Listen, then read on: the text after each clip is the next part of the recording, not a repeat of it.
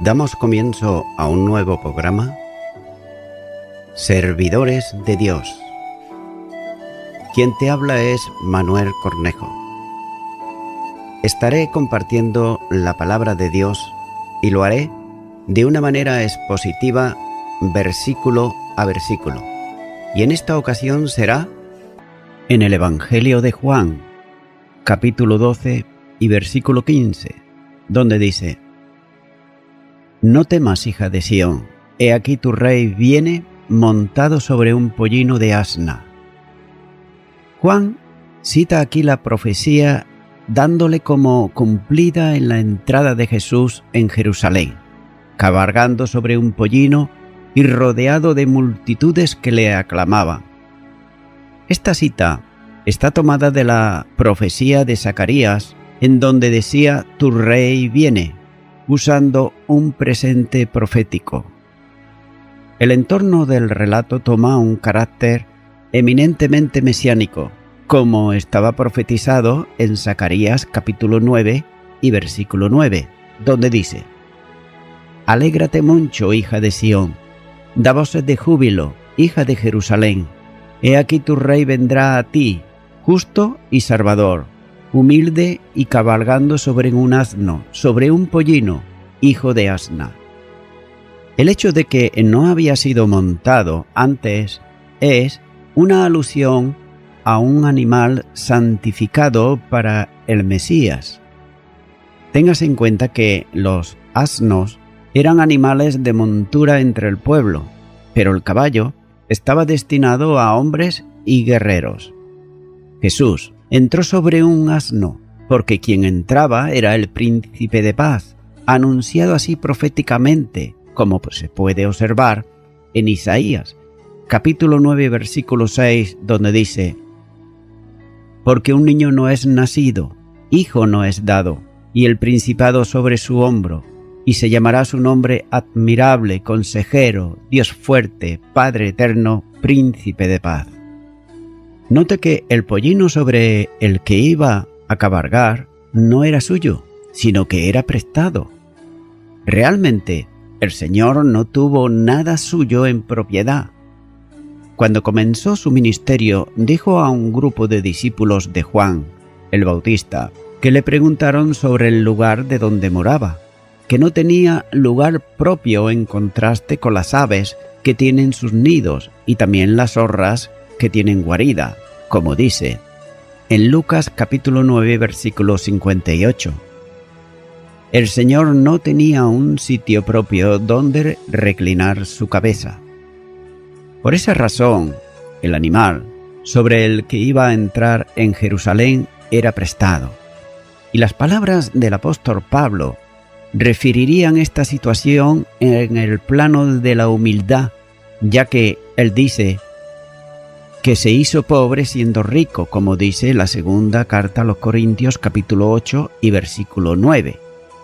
Y también a la hija de Sión se le manda dejar de temer y cambiar su temor por alegría, que es el sentido de la expresión profética. Es a Jerusalén la capital, que estaba atemorizada por los enemigos, a la que se le llama hija de Sión.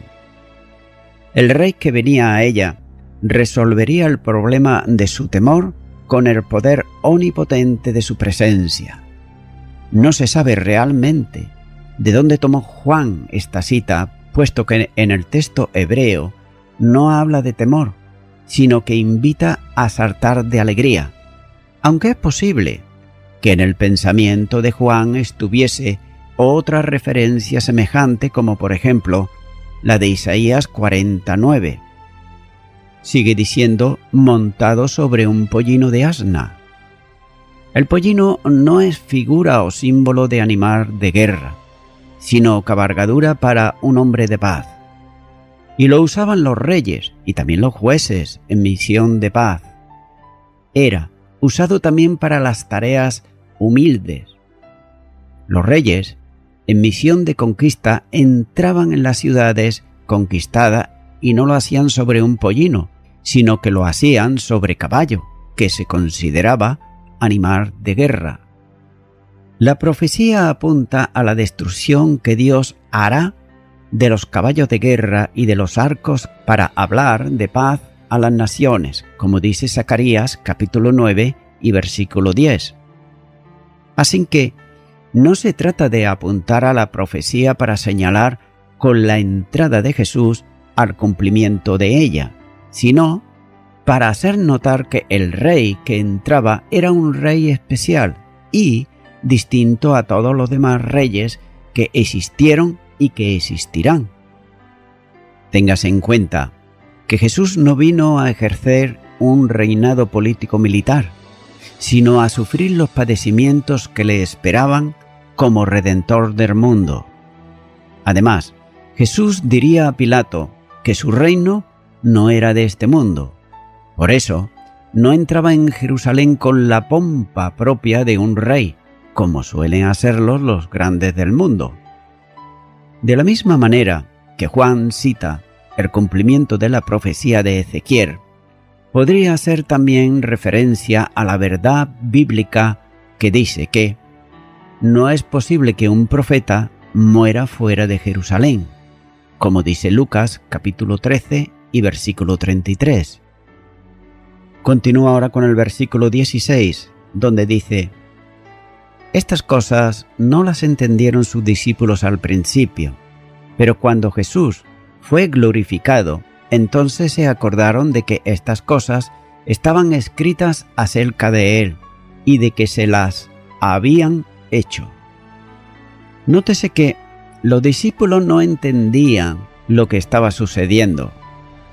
Esta observación solo puede ser hecha por quien participa en el problema, como uno de los 12. Esta falta de comprensión ocurría al principio. No llegaron a comprender el alcance de los acontecimientos, como por ejemplo el cumplimiento de las profecías mesiánicas.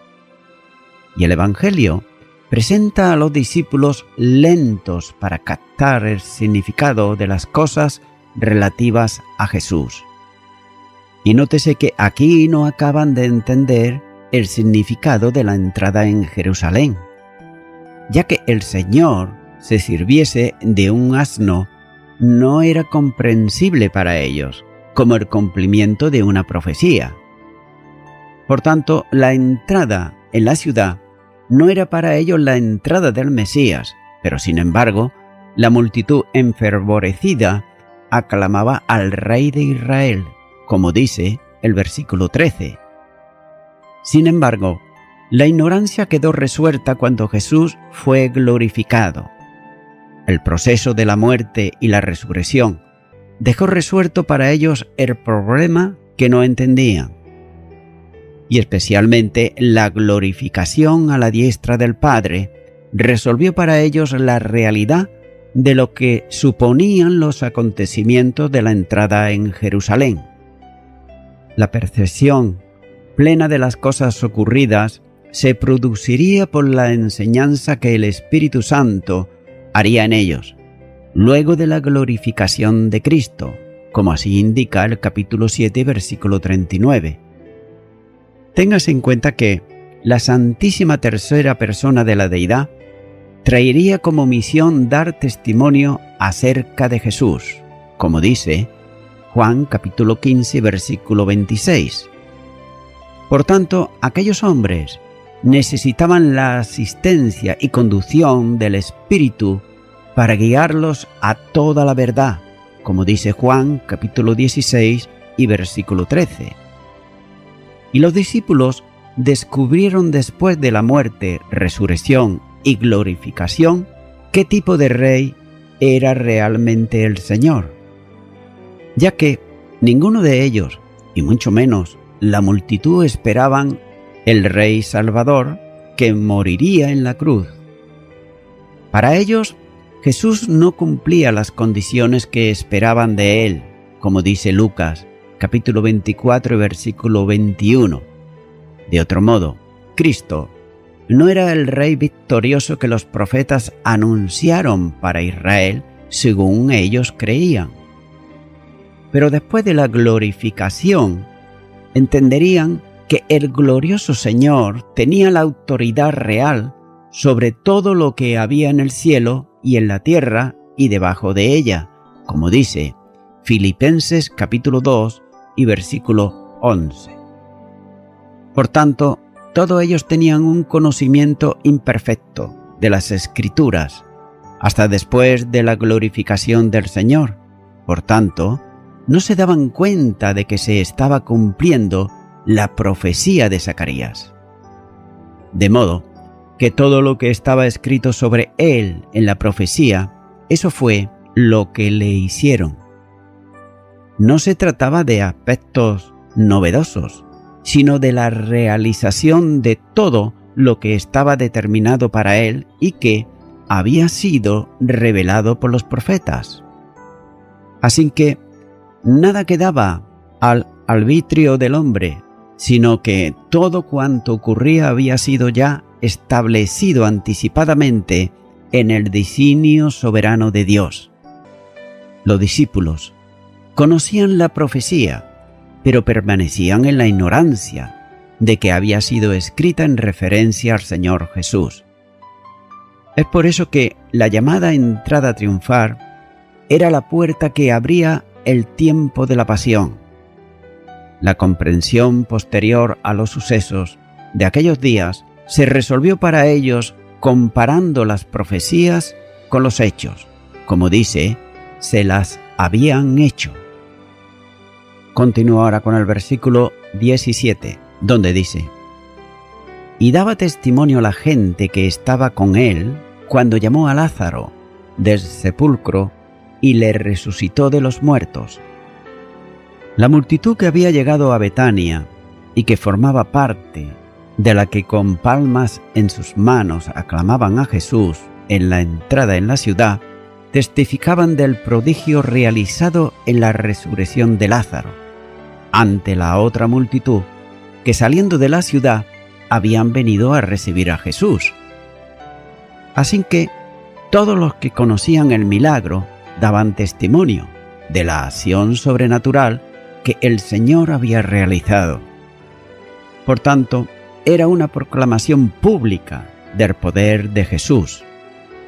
Estos eran los que estaban con él cuando llamó a Lázaro de entre los muertos. Los que presenciaron el milagro no podían callar, dando testimonio a todos de lo que había ocurrido. Continúa ahora con el versículo 18, donde dice: por lo cual también había venido la gente a recibirle, porque había oído que él había hecho esta señal. Como ya se ha indicado antes, había dos multitudes.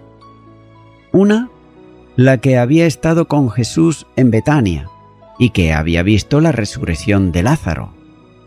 Y la otra, la que había salido a recibir a Jesús desde la ciudad. El asombroso milagro de la resurrección de Lázaro era el motivo principal que movía a la gente a salir de la ciudad para recibirle en el camino. Tal vez estos salían de la ciudad porque habían oído los vítores y las aclamaciones de los que venían con él. Y nuevamente se menciona el milagro, lo que supone que Juan lo consideraba como capital para las motivaciones de la gente que salían a recibir al Señor Jesús. Pero los que habían visto el milagro daban testimonio, y los que no, pero oían de él, salían para recibirle. Así que algunos salían para aclamar a quien ya no cabía duda de que era el enviado de Dios.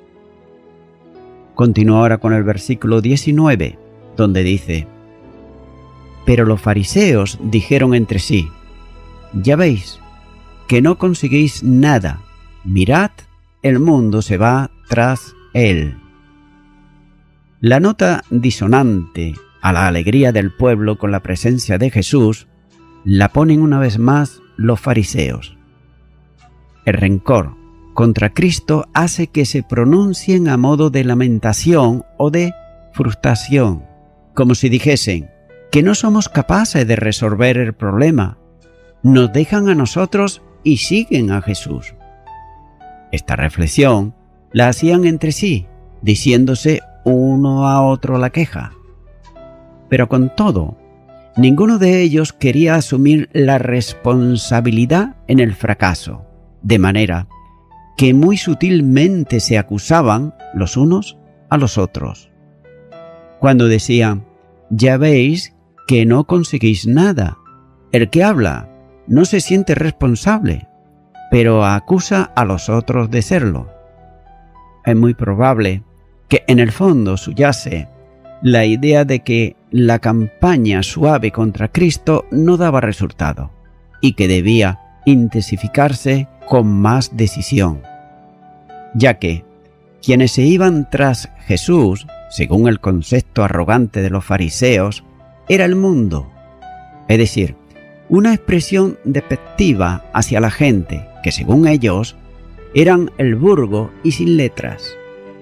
Por tanto, no seguían a Jesús y le aclamaban los líderes religiosos, ya que para ellos era el mundo, al que ellos no pertenecían. Pero en cierta medida, esta era una verdad que se iba a proyectar en el tiempo siguiente. Jesús había sido enviado al mundo en misión salvadora, y el mismo Señor sería motivo de atracción a todos. Pero ahora, como anticipo de lo que será el seguimiento de los creyentes en la historia de la Iglesia, el mundo se va tras él, abandonando los principios religiosos que no espirituales de la vieja dispensación. Continúo ahora con el versículo 20, donde dice: había ciertos griegos entre los que habían subido a adorar en la fiesta. Con este episodio se cierran los hechos relativos al ministerio público de Jesús. Una de las dificultades está en fecharlo, ya que no parece ser que ocurriera el mismo día de la entrada en Jerusalén, sino que tuvo lugar en alguno de los siguientes, especialmente entre el lunes y el martes de aquella misma semana. Y otra dificultad del versículo está en determinar qué quiere decir Juan con el genético griegos, ya que podía tratarse de judíos de habla griega, los conocidos como helenitas, como así dice Hechos de los Apóstoles capítulo 6 versículo 1, o, sin embargo, referirse a griegos en el sentido de gentiles. Pero nótese que ambos pudieran ser, aunque por el entorno debe entenderse mejor como gentiles que habían aceptado el judaísmo como fe personal y que venían a Jerusalén para la celebración de la Pascua. Estos habían sido instruidos en el culto del Dios verdadero y se podían calificar como personas piadosas o temerosos de Dios, como los que se citan en Antioquía, y así nos lo dice Hechos de los Apóstoles capítulo 13 y los versículos 43 al 50. Así también era Lidia de Tiatira, como dice Hechos capítulo 16 versículo 14. Por tanto, serían griegos distintos a los judíos helenitas. Además, el calificativo se aplica en el griego a quien no era judío de nacimiento, como nos muestra Juan capítulo 7 versículo 35 y Marcos capítulo 7 versículo 26, donde la mujer presenta como griega y luego como sirio-fenicia. Sin duda, el ministerio de Jesús fue dirigido y mayoritariamente a los israelitas y no tanto a los gentiles, aunque hubo contactos y algún milagro tenía que ver con ellos. Sin embargo, Jesús había dicho que sólo cuando, es decir, Él fuese levantado, señalando el momento de la entrega de su vida en la cruz, atraería a todos a Él mismo. Y este contacto con ellos y la petición que le van a formular a los dos discípulos de Jesús pone de manifiesto que la hora de la muerte y glorificación del Señor estaba ya cerca o, si se prefiere mejor, era inmediata. Téngase en cuenta que estos judíos seguramente habían subido a Jerusalén con el propósito de adorar a Dios en un día en donde se celebraban unas de las solemnidades más importantes en Israel. Y los prosélitos venían de todos los lugares del mundo, como ocurría, por ejemplo, con el eunuco etíope, que nos dice Hechos de los Apóstoles capítulo 8 y versículo 27. Como él, estos griegos podían muy bien ser de los prosélitos de la puerta. A este tipo de gentiles pertenecía también, por ejemplo, Cornelio, como nos muestra Hechos de los Apóstoles capítulo 10.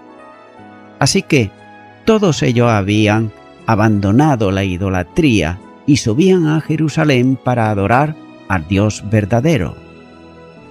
Continúa ahora con el versículo 21, donde dice: Estos pues se acercaron a Felipe, que era de Besaida, de Galilea, y le rogaron diciendo: Señor, quisiéramos ver a Jesús. Nótese que los griegos se dirigen a Felipe, al que Juan identifica como el de Galilea de Besaida, lugar donde había una gran presencia de gentiles, especialmente de griegos. Como ya se ha considerado en su lugar, se trataba de Besaida occidental en Galilea, no la Besaida judía en la ribera oriental, como así dice Lucas capítulo 9 versículo 10. El nombre de este apóstol era griego y tal vez se acercaron a quien se llamaba con nombre griego. Por otro lado, dice Juan que le rogaban. Nótese que el verbo es imperfecto e indica una acción que comienza en el pasado y continúa. Tal vez cada uno de los griegos rogaban a Felipe, y la petición era formulada con todo respeto, como se aprecia en el uso del vocablo Señor. A la vez, era corta y precisa: queremos ver a Jesús. El presente de indicativo da firmeza a la petición, aunque podría tomarse tal vez como el subjuntivo quisiéramos. Así que, muy probable, ellos habían visto a Jesús en la entrada a la ciudad y, por supuesto, habían oído de él. Por tanto, lo que estaban pidiendo era un encuentro personal con Cristo. Tal vez les interesaba hablar con él y conocerle personalmente. Los gentiles quieren ver al Salvador, figura elocuente de lo que iba a ocurrir pocos días después de esto, cuando comience a predicar el Evangelio y se extienda al mundo grecorromano. Es interesante, por otro lado, notar que Felipe está muy involucrado con la tarea de llevar a personas a Jesús, como se relata al principio del Evangelio, como, por ejemplo, cuando llevó a Natanael. Pero aquí procurará llevar a estos griegos a Cristo. No sabremos nunca si fue posible, pero el hecho de interesarse en quienes no le conocían personalmente es un ejemplo de la necesidad de llevar a los perdidos al Salvador. Continúa ahora con el versículo 22, donde dice: Felipe fue y se lo dijo a Andrés. Entonces Andrés y Felipe se lo dijeron a Jesús. La petición de los griegos debió haber sorprendido a Felipe, que lo comentó con Andrés, otro discípulo con nombre griego, como relativamente común era entre israelitas, sobre todo galileos. La sorpresa de Felipe fue también la misma de Andrés. ¿Qué querrían unos griegos con Cristo? Jesús anteriormente había atendido a gentiles durante su ministerio, pero era muy poco y el mismo Señor le había instruido para atender antes a las ovejas de la casa de Israel, como dice Mateo capítulo 10, versículos 5 y 6. Así que, probablemente, los dos discípulos consideraron que debían hacer con aquella petición. No debe olvidarse tampoco que estaban en la semana de la Pascua y que debían mantenerse ceremonialmente limpios para participar en ella. Así que relacionarse con gentiles podía traer como consecuencia una inmundicia legal que les contaminase. De ahí el reparo que los judíos tenían para comer con los gentiles. Tiempo después, Pedro, uno de los 12, tendría reparo en juntarse con gentiles y tomar alimentos que consideraba él impuros, como se puede notar en Hechos de los Apóstoles capítulo 10 y los versículos 9 al 18. La separación histórico-religiosa social entre judíos y gentiles sería eliminada por la obra de la cruz, que permitía a Dios hacer de los dos pueblos un nuevo hombre, como dice Efesios capítulo 2 y versículo 15. Así que ambos, Felipe y Andrés, toman la decisión de transmitir a Jesús la petición de los griegos. Y ambos apóstoles aparecen varias veces en el Evangelio y sin duda eran bien conocidos en Asia Menor, cuando Juan lo escribió. Cuando el apóstol Juan escribe este Evangelio, ya había relación con los gentiles, a quienes el Evangelio de la Gracia había alcanzado formando admirable unidad de la Iglesia, donde ya no hay distinciones ni diferencias al ser uno en Cristo. Por tanto, los dos discípulos deberían de esperar con gran atención lo que el Señor haría con aquellos griegos, si los recibiría para dialogar con ellos o no. Además, hay que suponer la relación de los fanáticos enemigos de Jesús. Si le veían con griegos en el atrio de los gentiles en el templo, la situación era realmente compleja para los dos discípulos y ambos estaban expectativos sobre lo que haría Jesús. Y voy concluyendo ya con esto. Los primeros cristianos de Jerusalén experimentaron un conflicto con la llegada de los gentiles, tras la dramática visión de Pedro en Jope, como dice Hechos de los Apóstoles capítulo 10. Imaginémonos lo que supuso que de repente en Jerusalén un grupo de hombres no judíos, pero temerosos de Dios, comenzaran a acercarse para ver a Jesús. Y también, más tarde, si Esteban fue criticado por las autoridades del templo porque, como judío helenista, mostró una actitud abierta hacia el mundo mediterráneo, más amplio, como dice Hechos de los Apóstoles capítulo 7. Ahora bien, imaginémonos las consecuencias del encuentro de Jesús con estos griegos, por lo que respecta a su valoración de parte de los teólogos de Jerusalén. Pero es bien posible que Pedro o Jacobo hubieran instado a Jesús en estos términos. Esto que voy a decir es un suponer, no lo dice la Biblia, pero es simplemente una meditación. Imaginemos que le hubieran dicho: ten cuidado, Jesús, a ver si algún destacado fariseo de Jerusalén, al verte con los gentiles, va a cuestionar tu ortodoxia, ya que puedes perder la popularidad que has conseguido con tantos esfuerzos. Repito, este es un razonamiento muy humano. ¿Podría producirse? No lo sabemos, pero es posible. Así que, el que Jesús fuese visto con un griego implicaría esta clase de riesgo, tal vez para algunos, aunque no lo dijeran. Estimado y estimada oyente, la palabra de Dios nos dice, en el Evangelio de Mateo, capítulo 20 y versículo 28, como el Hijo del Hombre no vino para ser servido, sino para servir y para dar su vida en rescate por muchos. Nótese, para dar su vida en rescate por muchos.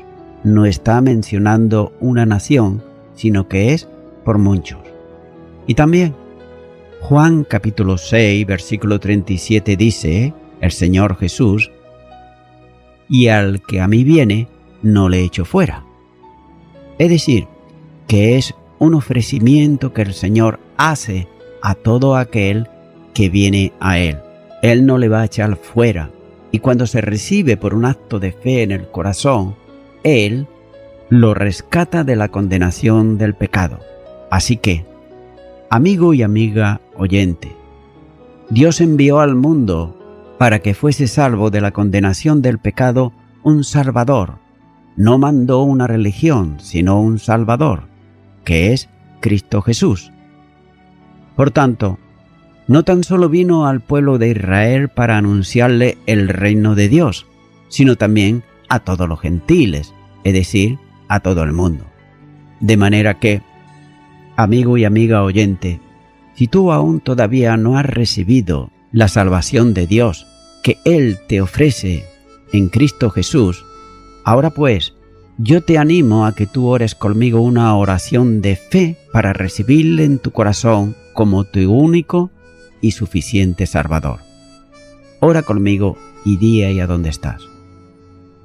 Señor Jesús, he escuchado tu palabra y tu palabra dice que tú viniste a dar tu vida en rescate por muchos y que el que a ti viene, tú no le echas fuera. En este momento, vengo a ti arrepentido, arrepentida. Te pido perdón por todos mis delitos y por todos mis pecados. Y te recibo en este momento como mi único y suficiente Salvador. En el nombre de Jesús. Amén. Amigo y amiga oyente, si tú has hecho esta oración de corazón, te recomiendo que comiences a orar a Dios, en primer lugar, en el nombre del Señor Jesucristo. Orar a Dios no es rezar, sino que es hablar con una persona. También te recomiendo que leas la palabra de Dios y lo hagas a diario. Comienza, por ejemplo, con el Nuevo Testamento. Y también, por último, te recomiendo que para que puedas crecer espiritualmente, te congregues en una iglesia cristiano-evangélica, donde se predique, se enseñe y se practique la sana doctrina y la palabra de Dios. Congrégate ahí y con el tiempo podrás crecer espiritualmente y también servir al Señor Jesucristo. Que Dios te bendiga. Y a toda la audiencia, nuevamente ya me estoy despidiendo de todos ustedes y será hasta el próximo programa. Que Dios os bendiga a todos.